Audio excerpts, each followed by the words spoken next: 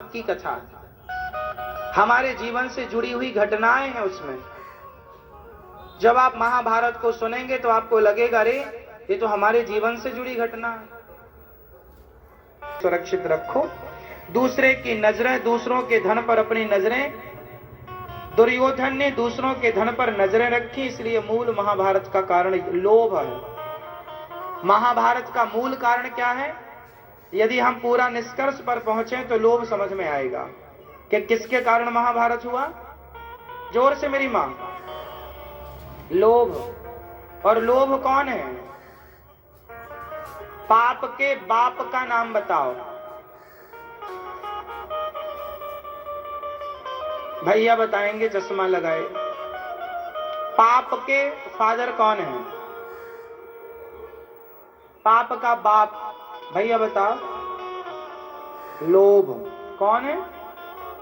पाप का बाप। इस संसार प्रत्येक पाप लोभ से शुरू होता है। यदि आपके अंदर लोभ नहीं है तो आप कोई पाप करेंगे ही नहीं। पाप यदि आप हैं तो लोभ है, इसलिए आप कर रहे हैं। आप झूठ बोल रहे हैं, आपको लोभ ना हो तो आप झूठ भी क्यों बोलें? आप झूठ भी लोभ के कारण ही तो बोलते हैं,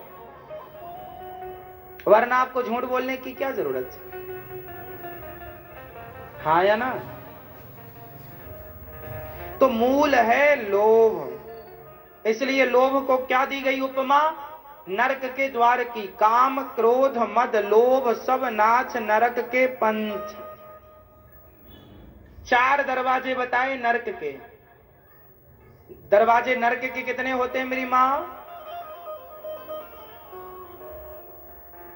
मैया, ओ मेरी प्यारी मैया, नरक के कितने दरवाजे होते हैं?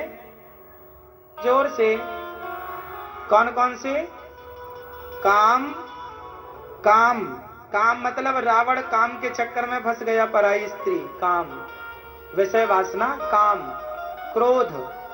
क्रोध मतलब गुस्सा, आपका गुस्सा नाक में रखा रहता है। ये सब नरक के दरवाजे हैं। काम, क्रोध, लोभ।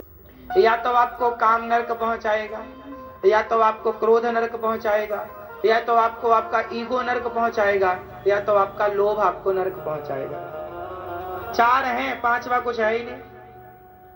4 के भीतर ही है पर सब कुछ। इसलिए इनसे बचो, और यही समाधान है कि इन चीजों से दूरियां बन। जब नाश मनुज पर छाता है, पहले विवेक मर जाता है। विवेक ना मरे।